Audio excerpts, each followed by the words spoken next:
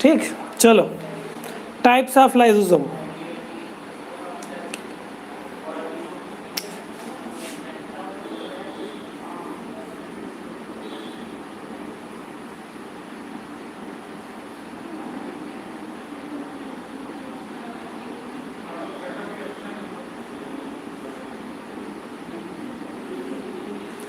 Types of lysosome में एक lysosome होता है जिसका अपन लोग बोलते हैं प्राइमरी लाइसोसोम।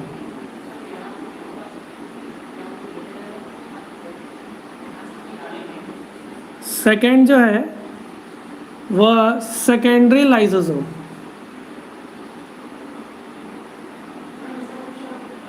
डिफरेंस देखो,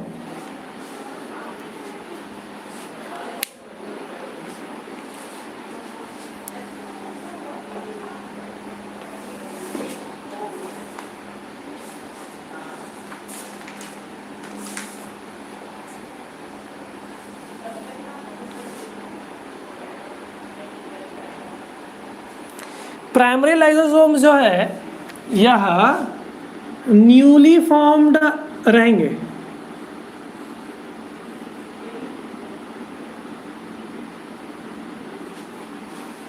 नए नए बने हो उसको अपन क्या बोलेंगे? Primary lysosomes. यह कोई material do not contain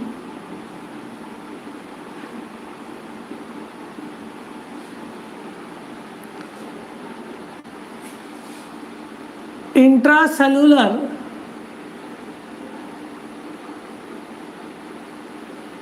materials. Actual में होता क्या है कि जो एसिड हाइड्रोलाइसिस रहते हैं वह इनएक्टिव फॉर्म में प्रेजेंट रहेंगे। इस कारण से डाइजेशन मटेरियल का नहीं हो पाएगा। इस वजह से मैं क्या बोल सकता हूँ कि they do not contain intracellular materials of intracellular digestion.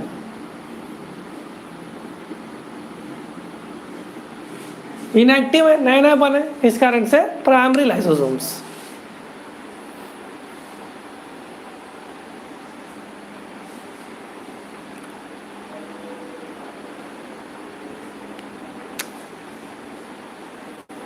ठीक, सेकेंडरी लाइसोसोम्स वह कहलाएंगे मटेरियल्स अंडरगोइंग डाइजेशन। यह जो लाइसोसोम है यह प्राइमरी लाइसोसोम्स के साथ फ्यूज होकर के फ्यूजन ऑफ प्राइमरी लाइसोसोम्स और फैगोसोम्स। इस समय क्या होगा? सेकेंडरी लाइसोसोम क्या कहलाएगा? अगर प्राइमरी लाइसोसोम्स प्लस फैगोसोम्स के साथ, याद है ना फैगोसोम्स बताया था, ये फ्यूज कर जाएंगे तो वो सेकेंडरी लाइसोसोम्स कहलाएंगे।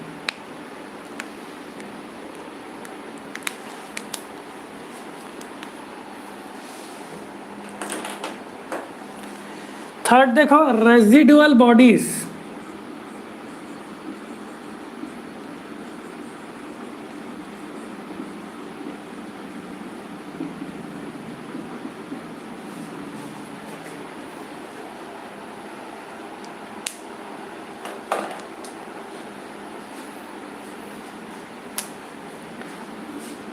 अनडाइजेस्टेड मटेरियल जो कंटेन करेंगे, लाइसोसोम containing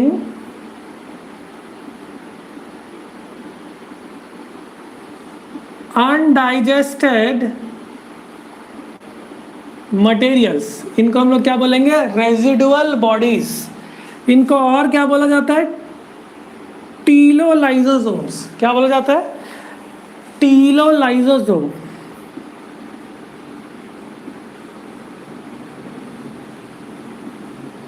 या फिर tertiary lysosomes.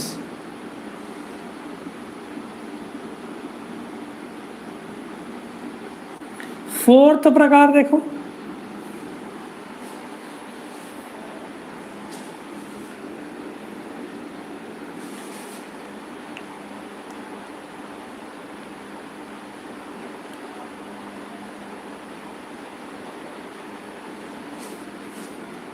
ऑटोफैगोसोम्स।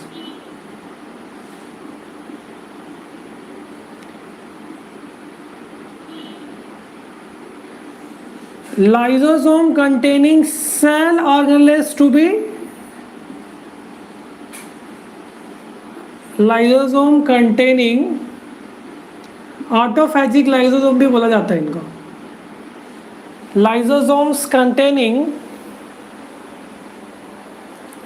cell organelles to be digested, cell organelles to be digested, यह कहलाएंगे ऑटोफैगोसोम्स। ऑटोफैजिक लाइसोसोम्स भी इनको कहा जाता है। इसका मतलब क्या है कि ये बाहर से मटेरियल को लेकर के उनका फैगोसाइटोसिस करके उसका डाइजेशन नहीं करेंगे, ये सेल में अंदर ही जो मटेरियल्स एग्रीगेट हो गए हैं या सेल ऑर्गेनेल्स है वो कवरिंग बना करके, जिनको हम लोग ऑटोफैगोसोम्स बोलेंगे, और वो लाइसोसोम्स उनका डाइजेशन करेंगे। तो यह क्या कहलाएंगे? ऑटोफैगोसोम्स या ऑटोफैजिक लाइसोसोम्स।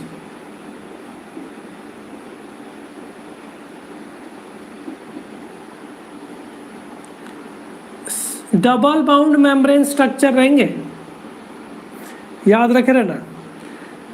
एक्चुअल में होता क्या है कि जो एंडोप्लाज्मिक रेटिकुलम में रहता है, देखो ये कैसे बनते हैं ऑटोफैगोसोम्स एंडोप्लाज्मिक रेटिकुलम नहीं, ये जो है ये सेल जो है वह, जैसे कि सेल के अंदर वाली बात हो गई, ये मोटा मोटी बना रहा हूँ, फिर अच्छे से बनाऊंगा, ठीक।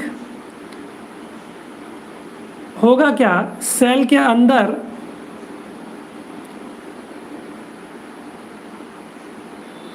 मेम्ब्रेन इन्वेजिनेशन, ऐसा बोला जाता है कि एंडोप्लाज्मिक रेटिकुलम भी इन्वेजिनेट करता है, उसका जो वेसिकल रहता है और उसका सिस्टर्नी जो रहता है, तो वह एक मटेरियल को इन्वेजिनेट करके, ऐसा कवरिंग करके डबल मेम्ब्रेन स्ट्रक्चर बनाता है और इसको ऑटोफैगोसोम बोला जाता है। पूछा गया क्वेश्चन है। इस पूरे प्रोसेस को मैं डिटेल में बता रहा हूँ अभी।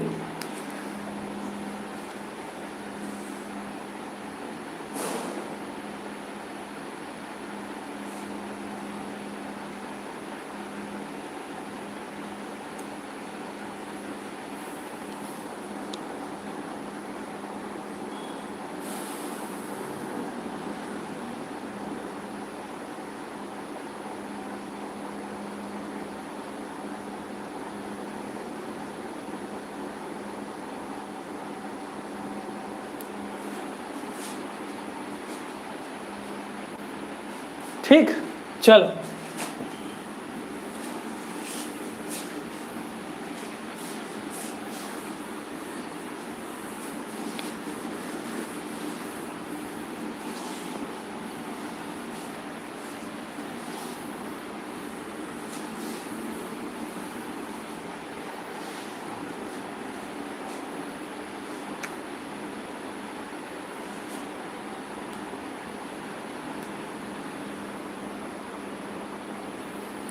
दो प्रोसेस देख लो।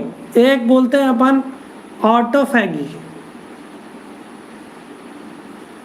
दूसरा कहलाता है हेट्रोफैगी।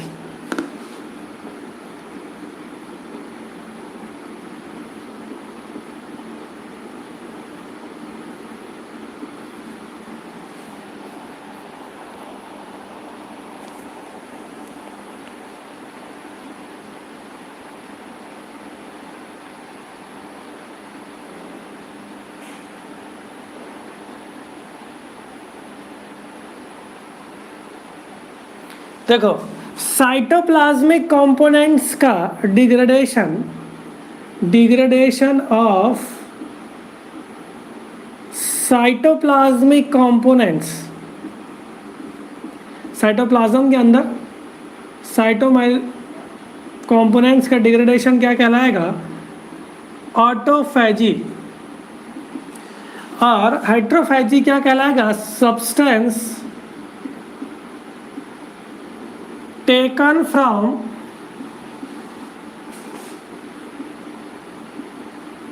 cell environment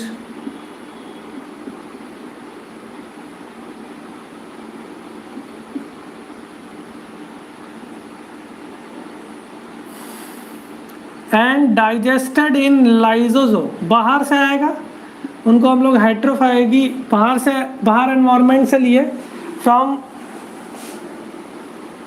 external cell environment, ऐसा लिख दो, एक्सटर्नल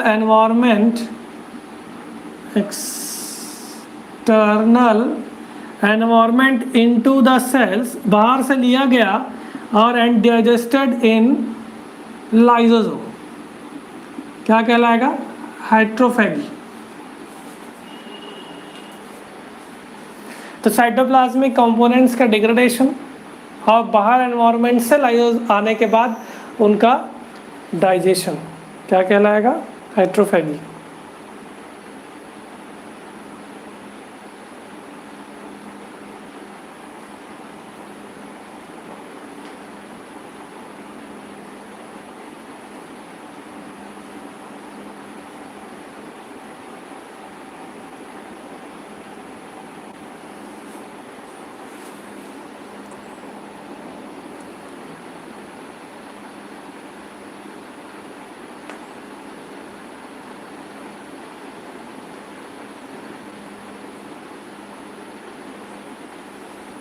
चलो ऑटोफैगी का प्रोसेस देखते हैं।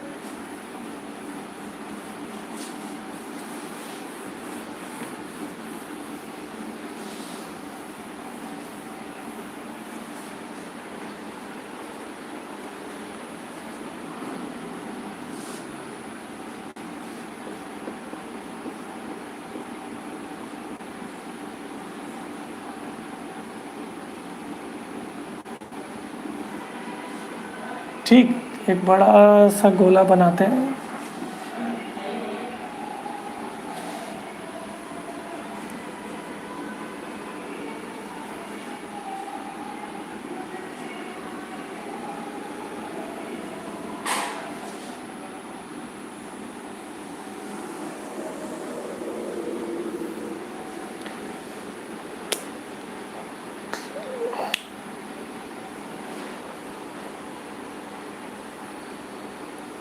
देखो ये वाला जो हिस्सा है ये साइटोसोल का है। मेम्ब्रेन फैगोसाइटोसिस करेगा और ये मेम्ब्रेन फैगोसाइटोसिस करने के बाद ये बनाएगा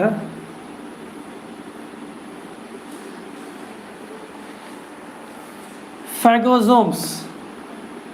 क्या बनाएगा? फैगोसोम्स। ये मटेरियल है, इसको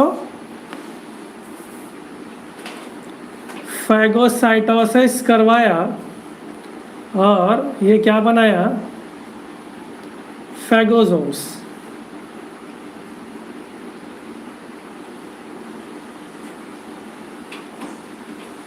ये प्रोसेस हम लोग ने बहुत डिटेल में पढ़ा है ना? फैगोसाइटोसिस, ये क्या किया? Phagocytosis, solid material. अगर ये लिक्विड मटेरियल होता, अगर ये लिक्विड मटेरियल होता तो सेल ड्रिंकिंग के प्रोसेस से यह जिस प्रोसेस को करेगा उस प्रोसेस को अपन बोलेंगे पाइनोसाइटोसिस।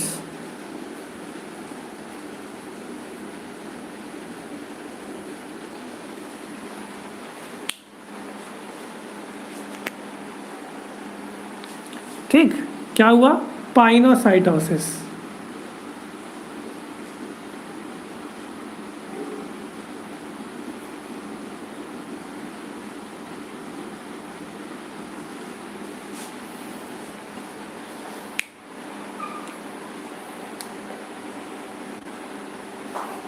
अब ये जो फैगोसोम्स है यह लाइजोसोम्स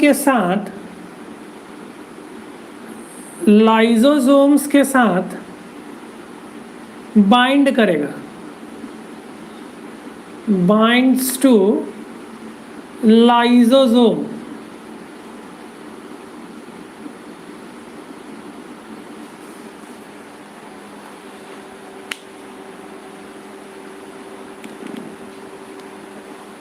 क्या बनाएगा? फैगोलाइसोसोम्स।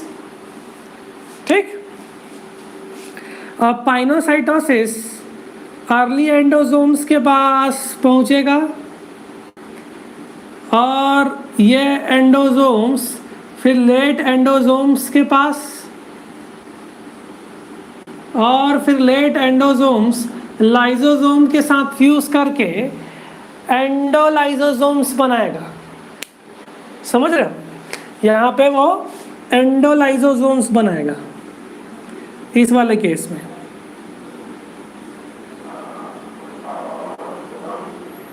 और यहाँ पे वो फैगोसोम्स बनाएगा।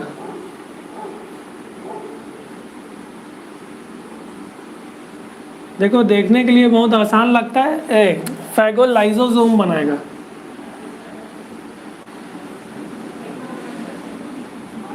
देखने के लिए आसान लगता है, एग्जाम में कंफ्यूजन बहुत पैदा होते हैं जब स्टेटमेंट वाइज क्वेश्चंस आते हैं तब।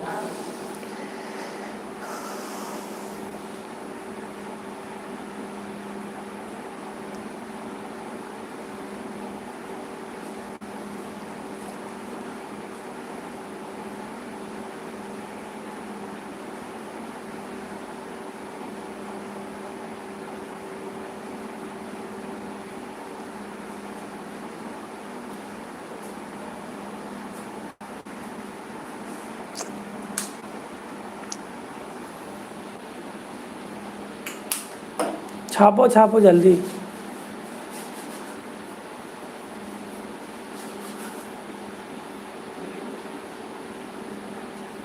लगाए लगाए।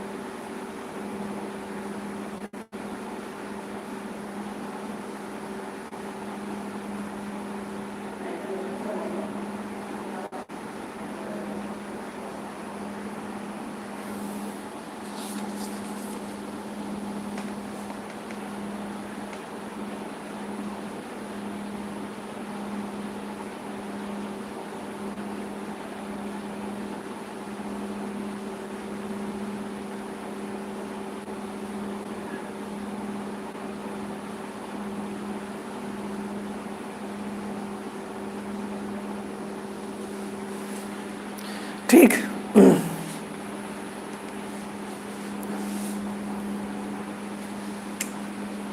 ये देखो एक और प्रोसेस कि सेल स्वयं साइटोप्लाज्म में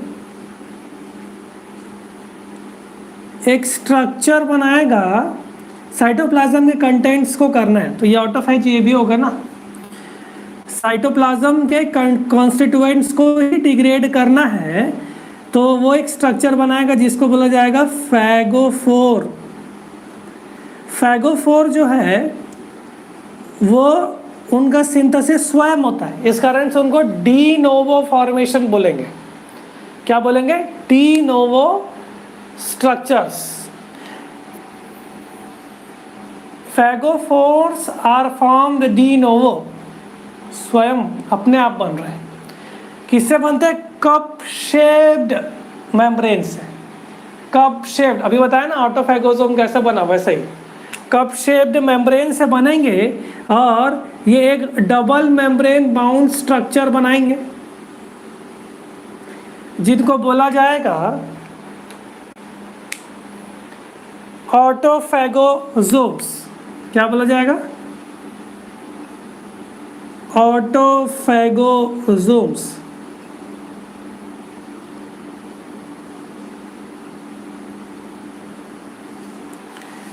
with in the cell components autophagosomes बनाया।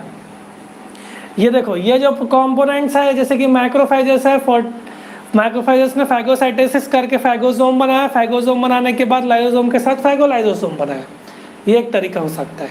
ठीक, एक पाइनोसाइटोसिस लिक्विड होकर के अर्ली एंडोसोम्स के साथ फॉर्मेशन करके एंडोलाइसोसोम्स बनाएगा और डिग्रेडेशन होगा एसिड हाइड्रोलाइसिस से।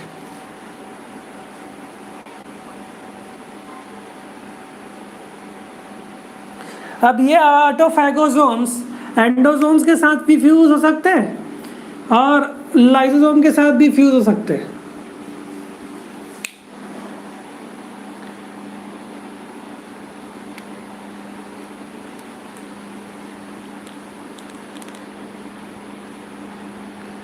देखो एक और टर्म आता है जिसका अपन बोलते हैं एम्फीसोम्स।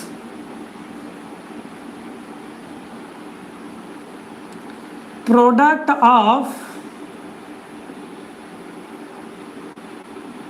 autophagosomes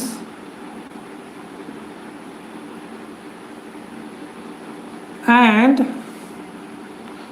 endosome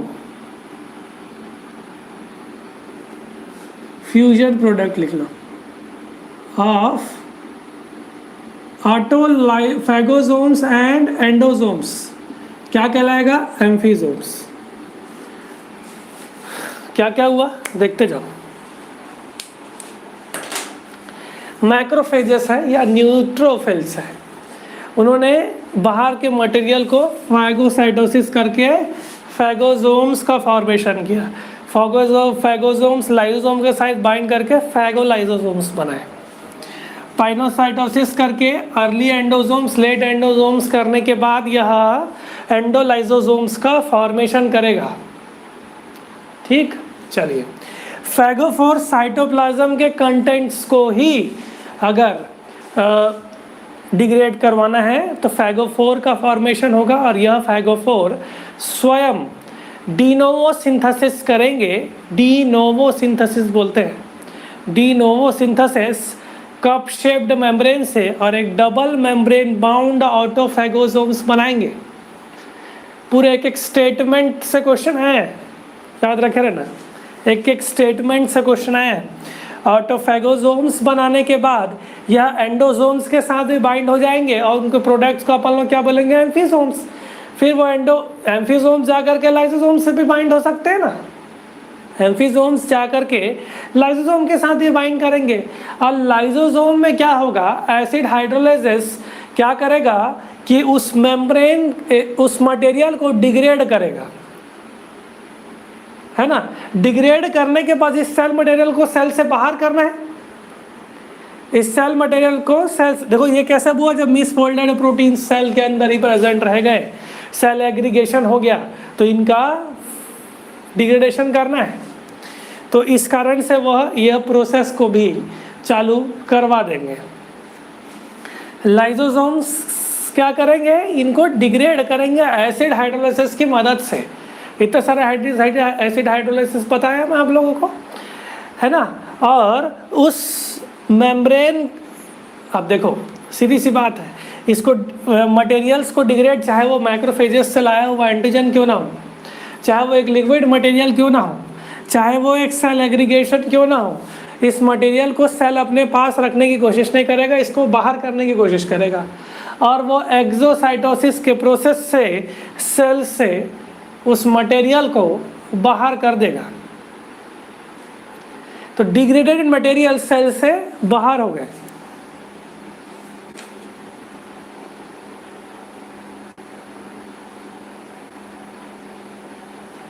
ठीक,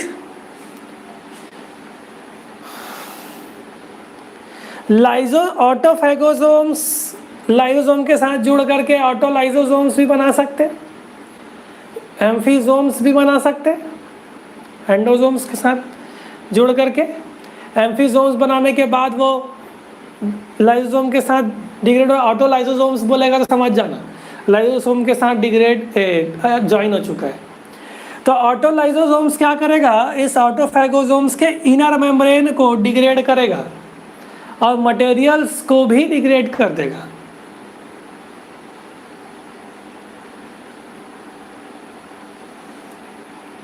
और सेल से वह बाहर कर देगा एक्सोसाइटोसिस की मदद से।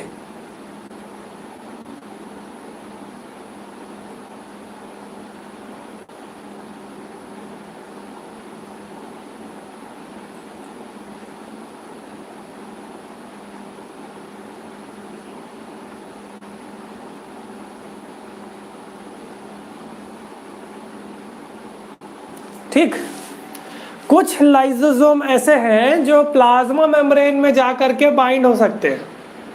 कुछ लाइसोसोम ऐसे हैं जो स्पेशलाइज्ड है, वह प्लाज्मा मेम्ब्रेन से बाइंड होने के लिए प्लाज्मा मेम्ब्रेन से वह बाइंड होंगे।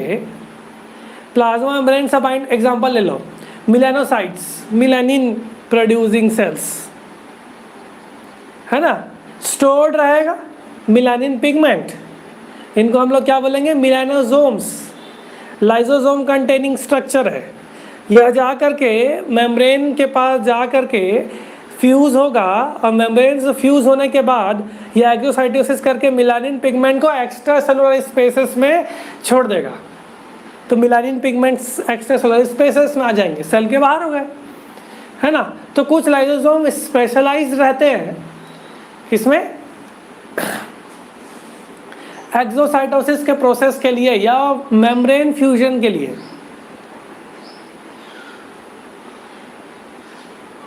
ठीक, तो ये कहानी थी पूरे लाइसोसोम की।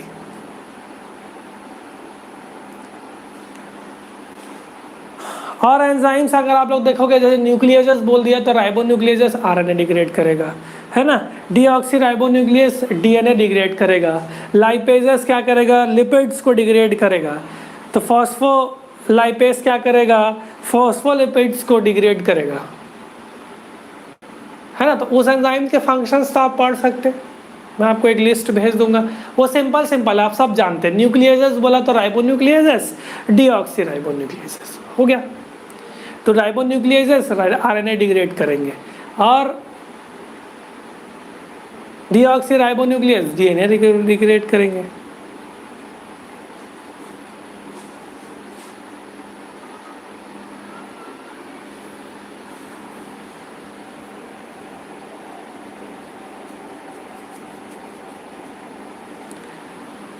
बाकी ठीक है, कोई दिक्कत नहीं है उसमें।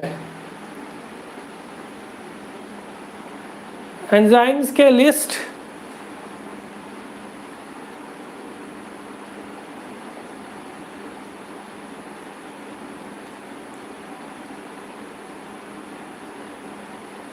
चलो बना ही देता हूँ।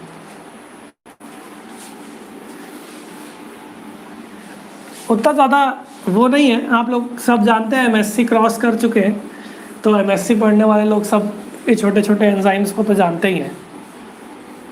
तभी मैं लिख देता हूँ कौन कौन से एंजाइम्स हैं जो मदद करेंगे।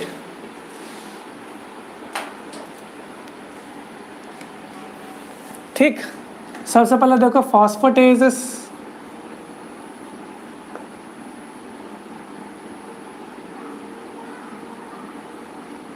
फॉस्फेटेजेस में हो सकता है एसिड फॉस्फेटेजेस,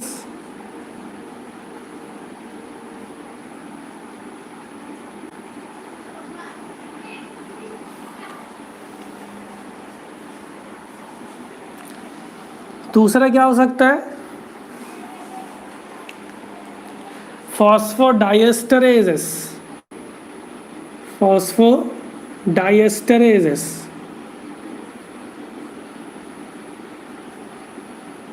फॉस्फोडाइएस्टर बॉन्ड को तोड़ने का काम, मोस्ट ऑलिगोन्यूक्लियोटाइड्स को तोड़ने का काम। एसिड फॉस्फेटेजेस आपको पता है, फॉस्फोमोनोएस्टरेज को तोड़ने के लिए, फॉस्फोमोनोएस्टरेज एस्टर्स। ठीक, न्यूक्लियेजेस देख लो, न्यूक्लियेजेस में आप लोगों को बताया राइबोन्यूक्लियेजेस और डीऑक्सीराइबोन्यूक्लियेजेस। राइबोन्यूक्लियेजेस और डीऑक्सीराइबोन्यूक्लियेजेस। डीएनए डिग्रेड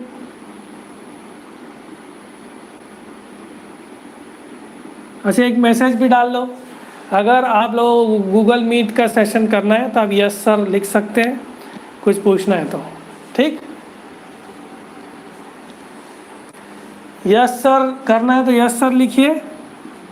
आरएनए के ऊपर एक्ट करेगा, ये डीएनए के ऊपर का नो सर लिखना है तो नो सर कर लीजिए। ठीक, सबस्ट्रेट क्या है? आरएनए और डीएनए न्यूक्लियेजेस में।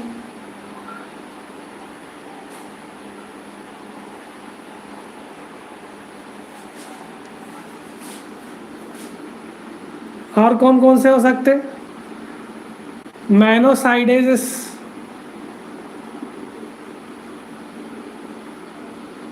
मैनोस डिग्रेड करने के लिए ग्लूकोसाइडेजेस,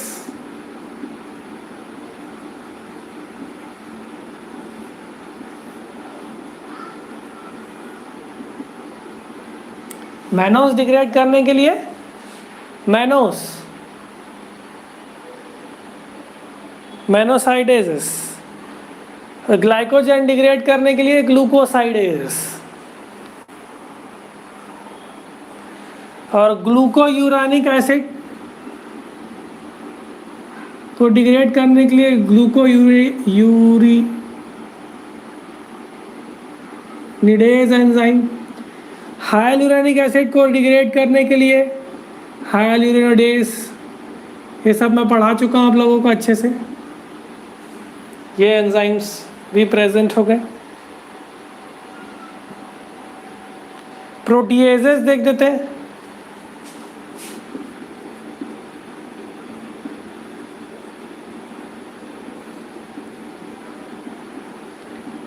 कैथेप्सिन प्रोटीन डिग्रेड करने के लिए, प्रोटीन डिग्रेड करने के लिए कैथेप्सिन।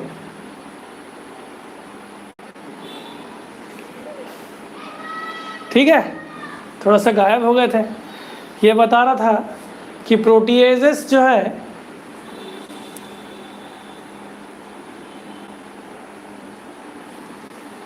रिफ्रेश कर लो, रिफ्रेश, कई लोग रिफ्रेश नहीं किए होंगे तो।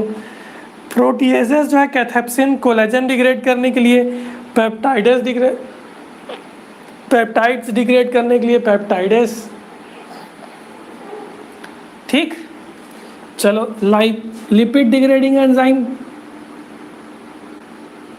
लिपिड डिग्रेडिंग एंजाइम्स, लाइसोसोम के बारे में बता रहा हूँ पूरा। डिग्रेडिंग एंजाइम्स, फॉस्फोलाइपेजेस, फॉस्फोलिपिड्स को डिग्रेड करने के लिए फॉस्फोलाइपेजेस,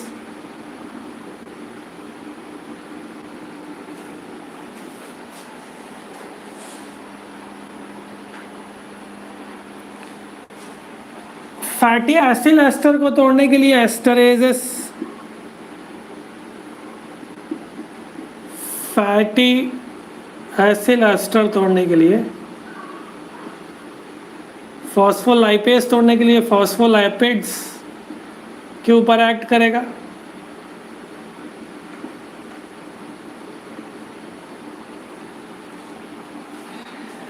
यह प्रोटीन के ऊपर एक्ट करेगा। कोलेजनेस कोलेजन के ऊपर, पेप्टाइडेस पेप्टाइड्स के ऊपर।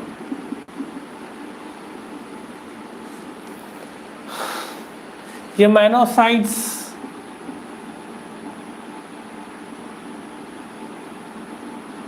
ये वाला ग्लाइकोजन के ऊपर,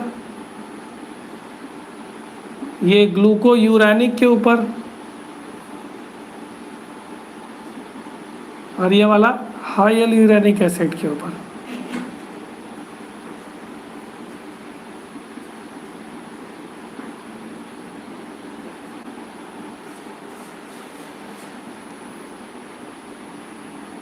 हो तो क्या, पूरा लिख डाला। फॉस्फोडाइएस्टरेज फॉस्फोडाइएस्टर के ऊपर एक्ट करेगा।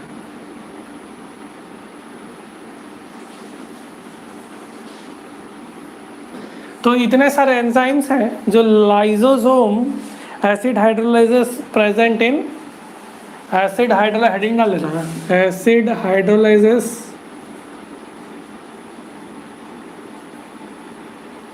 Present in lysosomes.